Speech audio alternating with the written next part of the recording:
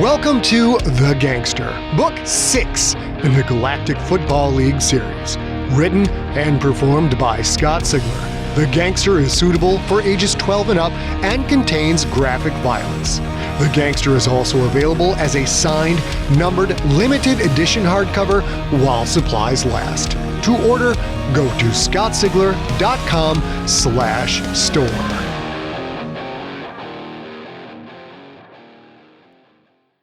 Hello, junkies. Happy Earth Core Day. Most people call it Earth Day, but we know. We are so close to sending The Gangster to the printer, get that hardcover goodness all printed and bound and cut up and lovely. Finally, it is almost done. We have the galley in, and we are doing a last spot check of some layout and grammatical issues, and then we will be good to go. Because of the COVID backup at the printer, we don't know when the book will actually print, but we will keep you informed. The best way, of course, to get that mission critical news is to sign up for the newsletter over at scottsigler.com/newsletter, or follow me on social media at facebook.com/ScottSigler, at Scott Sigler on Twitter, at Scott Sigler on Instagram. Hey, are you in Europe or Australia? If so, make sure you are following me on Facebook over at facebook.com/Scott Sigler, because I'm doing short little morning live stream chats when I take my two pups out for a walk. I have a very original title for it. You guys ready? Coffee and Pup Walks with the FDO. I know, groundbreaking, shattering, but we were told by many peeps that they're asleep by the time we do the other live streams. We usually do those at night Pacific time. So we want to make sure we have a chance to say hi to the worldwide fans. So those happen around 7 a.m. Pacific time. Adjust your time zone accordingly. And if you're in North America, please feel free to watch as well, obviously. Whew. All right. Things are about to go very, very badly for one Mr. Quentin Barnes. So let's get you caught up on the story, and then we are going to throw down. Previously on The Gangster, Creterakian soldiers boarded the Hypatia and took Quentin into custody. With no lawyer and no representation of any kind offered to Quentin, where are the bats taking him? Find out next on The Gangster, episode number 21.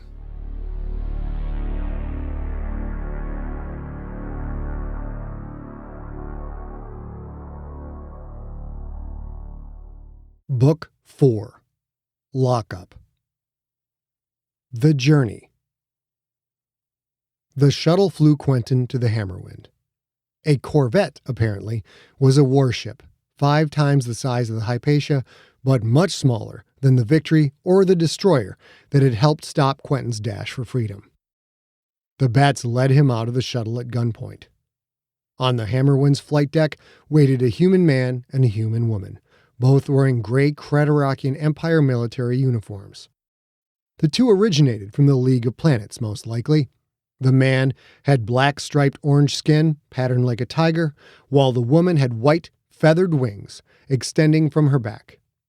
The wings were too small to be anything but decorative, but they seemed to be living tissue, as much a part of her as her hands and feet were. The two humans' facial features and bodies were absolute perfection. The best looks science could create. The man held a thick set of wrist restraints, like 2 pipes angled together. The woman held a thin helmet with a clear visor. "Do not resist," Tiger Stripe said. "It will go badly for you if you do. Slowly slide your hands through these." He held out the restraints. They gleamed like a pair of stubby cannon barrels fused together. If Quentin was going to fight, it had to be now, before they put those things on him. But what could he do? There were a dozen armed Creterakians hovering close by. He slid his hands through the restraints. Tiger Stripe pressed a button. The restraints clinched firmly around Quentin's forearms. They were heavy. He had never felt so alone. "I'm putting this helmet on you," Angel Wing said. "Keep your head still." He stood quietly while the winged woman put the helmet on his head.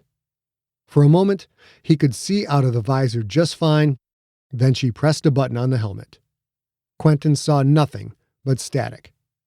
"We're going to sit you on a cart," Tiger Stripe said. "You keep cooperating with us, and this'll go fine."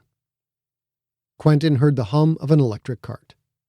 They guided him to it, had him sit. Maybe they didn't want him seeing the inside of a warship. He didn't know. The ride lasted several minutes. "You'll stand and walk with me," Angel Wing said. "We're going through a hatch that's a little low for someone your size. I'll guide you. Watch your step." She put her hand on his shoulder. The pressure from that hand told him to duck down. He felt ahead with his toe, found the hatch lip, stepped over it. She patted his shoulder. "You can stand again. This way." He shuffled along, feeling awkward, feeling helpless, feeling afraid. What would come next? He heard the hiss of a sliding door, then a beep, and the pressure of the restraints eased.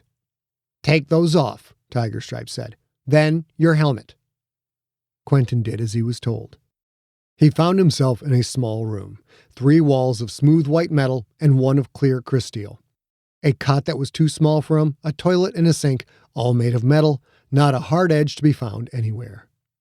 Tigerstripe and Angel Wings stood on the other side of the crystal. A small section of white wall hissed upward, revealing a space beyond.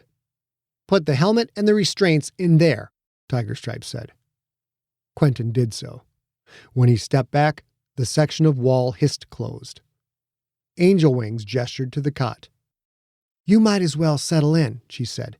"You'll be with us for the next few days, until we reach our destination." "And that destination is?" Tigerstripe smiled. "You'll know when you get there. You don't cause us any problems, and things will go fine. You get too loud, bang on the walls, that kind of thing, you'll find out this room is electrified." The 2 humans left. Quentin was alone.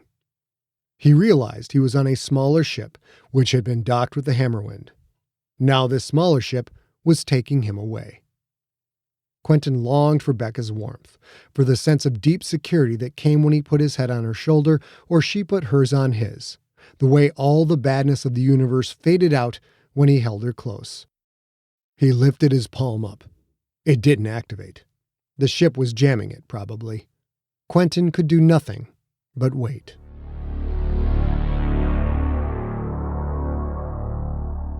Days passed. Every morning, afternoon, and evening, as best as he could tell, with no palm up or any way to gauge the passage of time, a tray of food slid in through a slot in the crystal wall. He ate everything given to him. When done, he had to slide the tray back through the wall slot, or they wouldn't give him more at the next mealtime. The ship punched in and out with no warning. When it did, reality devolved into a shimmer, and whatever meal Quentin had in his gut came up. Sometimes he made it to the toilet, sometimes not. He'd never thought there would come a day when he would miss his golden puke bucket. When he threw up on the floor, Tigerstripe or Angel Wings slid towels through the slot. Quentin cleaned up as best he could, slid the soiled towels back out again. His cell smelled of vomit. No one came to ask him questions. No one came at all. Shortly after the 4th punch, Tigerstripe and Angel Wings stood in front of his cell, 6 black-armored bats fluttering in the air around them. The bats held entropic rifles. The section of cell wall hissed up. The restraints and helmet were inside the space. "Put them on," Tigerstripe said. "We've arrived." "Arrived where?" Quentin's gaze flicked to the Creterakians. "I've got rights, you know." Angel Wings shook her head. "You lost those when you broke the law." "What law? I didn't do anything. Come on, it's been days since I bathed. I smell like barf. Where are you taking me?" Tigerstripe nodded toward the restraints. "Put those on, or the guards will stun you and we'll put them on you," he said. "You're wearing them either way." Quentin weighed his options, wishing he'd fought when he'd been back on the Hypatia, or even the Hammerwind. If he could take out all 6 fluttering bats, which was very unlikely, he had no idea where he was. Where was he going to go? He put the restraints on. With a beep, they cinched down on his wrists. "I'm coming in," Angel Wings said. "Be smart and don't try anything." The crystal cell door opened. Angel Wings came in, took the helmet and slid it on Quentin's head. She pressed the button on the helmet, and the world went blank.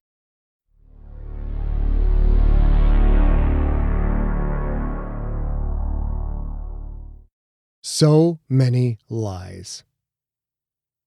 The first lash of electricity seemed to throw him backward in time.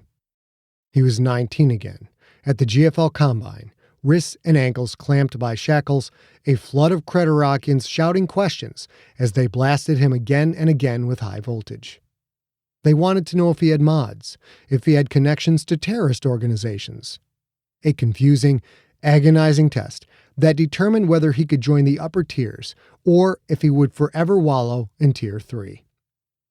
The second lash ripped him back to the present. Of course this reminded him of the Combine. He was once again shackled to a metal rack in the shape of a large X, electricity coursing through him. Every muscle fiber in his body contracted, every nerve screamed. The blast held him in its grip, paralyzed him completely. The flow stopped, his body sagged. How many members are there in the Church of Quentin Barnes? Quentin's head hung low. Just 2 jolts, and he was already exhausted. He slowly looked up, stared out from under his eyebrows at the silver-suited Creterakian perched on a post a few feet away. This one called itself Boss 15. The bat's 6 eyes stared back at him. "I don't know. I told you. I got nothing to do with this church." Lies bring pain, the Creterakian said, and those words instantly came true as a third blast made flesh and bone vibrate with agony. The third lasted longer than the second, which had lasted longer than the first. Quentin's jaw clenched tight, his face screwed into a rictus of pain. The electricity stopped. His body slumped forward. He hung there, exhausted arms angled behind him, as if he were flash frozen in a clumsy dive into the key baths on the touchback. Oh, to be there now, with Budo Schweck and Kilo Yoet and Becca. How many members in the Church of Quentin Barnes? He didn't have the answer. Lies brought pain, so did ignorance. Why were they doing this to him? "I told you, I don't know!" Boss 15's leathery wings ruffled once, then settled back down against the silver bodysuit. "We have information contrary to your claims. We have learned that the 3 main branches are not actually separate and independent organizations. There was no schism." Quentin felt a wave of fear, almost as powerful as the electric shocks themselves. "But they did split," he said, conscious of the wavering desperation in his words. "Yolanda Davenport broke the story." "A story that you undoubtedly helped perpetrate in order to circumvent Creterakian law. You control all sects." Quentin's skin tingled. His breath came faster. He felt pure panic coming on, fought to control it, to keep it at bay. The CMR knew about that meeting. They thought he was in charge of the churches. He had no connection to any of the sects, but Boss 15 was right. Quentin had created the schism story. How had the bats found out? Only a handful of sentients knew the truth. Quentin, Richfield, Hoyt Bogard, Who Love Q, and Rob Froese. And Masal the Efficient. Masal had set up the meeting on Ionath, an event so secret that not even Becca, Fred, or Chodo knew about it. Masal had quietly arranged for Richfield and the others to attend. Quentin had made sure there was no record of the meeting, no witnesses that might blab about it, no electronic trail even hinting at it. The face-to-face discussion had taken not even an hour, and all had left promising to keep the story secret forever. When Quentin had asked for Masal's help in making a move against Gredok, the worker had been so angry. Could Masal have ratted Quentin out to the CMR to stop him from trying to use the Gibeljuance on Gredok? Or, oh no, no. Had Masal told Gredok about the meeting on Ionath? "It's a lie," Quentin said. "Whoever told you is lying. Whatever they told you is a lie. I have zero involvement with those churches." Do you deny you had a covert meeting with the sentients who became the leaders of the Church of Quentin Barnes, the Orthodox Barnesian Separatists, and the Reformed House of Quentinism, the three largest denominations of those who worship you? Panic crept higher. Should he lie? What did the bats really know? Maybe it hadn't been Masal. Maybe the CMR had been investigating him all along. Maybe they'd found out from somewhere else. What if the bats had first arrested one of the heads of those three churches, made that sentient confess to the meeting and the false schism? If Quentin lied now and was found out, would any truthful answers he might give later have any credibility at all? A blast of electricity froze him, then stopped. "Quit it! You shucking bats! Just quit it!" You are lying, Boss 15 said. You secretly met with the heads of the three largest denominations dedicated to you. We know this because we have sworn testimony about it from Greedock the Splithead. Quentin went cold, numb. Masal had told Greedock about the meeting. The worker had sold him out. And in doing so, given Greedock the ability to have Quentin put away. Did you or did you not meet with the heads of the three churches? It didn't make any sense. Greedock was working with Fred to find out who was behind the New York City attack. Or was that yet another ploy by Greedock to get Quentin to lower his guard? Did you or did you not meet with the heads of three churches? Yes, Quentin said. No, I don't deny it, but they told me the church was splitting up. I wanted nothing to do with the Church of Quentin Barnes, and I still don't. How many members in the Church of Quentin Barnes?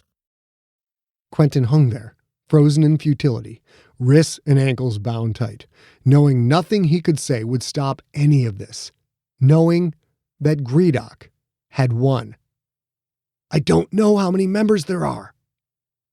Agony again coursed up and down his body, made him jerk and thrash. He had no idea how long the blast lasted, but when it finally stopped, the pain didn't just go away. It ebbed, like a tuning fork's vibration slowly fading to nothing. A sharp stinging in his mouth.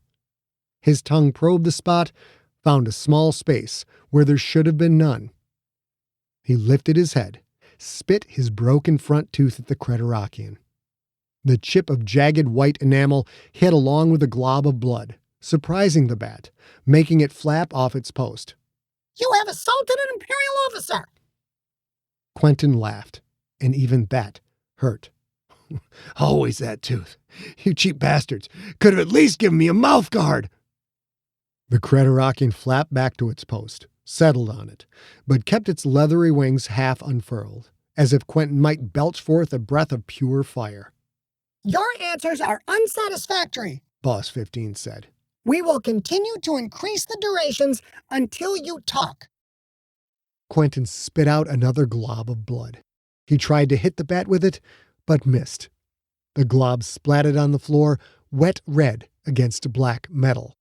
Well, I guess we're in for a long night, 'cause I don't know crap. Boss 15 flapped its wings once, twice, then furled them tightly. Our instruments tell us when you are lying. Tell the truth. What knowledge do Rob Frost and Yolanda Davenport have of your duplicity? Quentin closed his eyes, tried to think. Of course they would be implicated in this. Yolanda had no idea the schism was false. She'd simply reported the story that Quentin had given to her. Frost, though, did know. He'd had little to do with it, but he'd provided the backstory Quentin needed to make it look like the schism had happened on its own. And Greedock hated Frost almost as much as he hated Quentin. Frost had done little more than create some false flight records and given Yolanda a couple of quotes, but even those small things now meant the commissioner's career was at risk. Maybe even his life. No matter what happened, Quentin could not reveal the man's involvement. The bats could detect lies. Maybe the restraints track physical cues like respiration and heart rate, but with the shocks, those measurements would be all over the place. Quentin had to protect Frost. They don't know anything. How could they when this is all a bunch of lies? How many members in the Church of Quentin Barnes? You will answer now, or you'll receive the longest shock yet. Quentin closed his eyes. He took a moment to clench his teeth, careful that his tongue was pressed against the roof of his mouth. Maybe he could concentrate on that one thing, on not breaking any more teeth, on not biting off his own tongue. He shook his head. The electricity ripped through him. He managed to keep his jaw clenched tight for 5 seconds, maybe 6, before his mouth opened and he began to scream.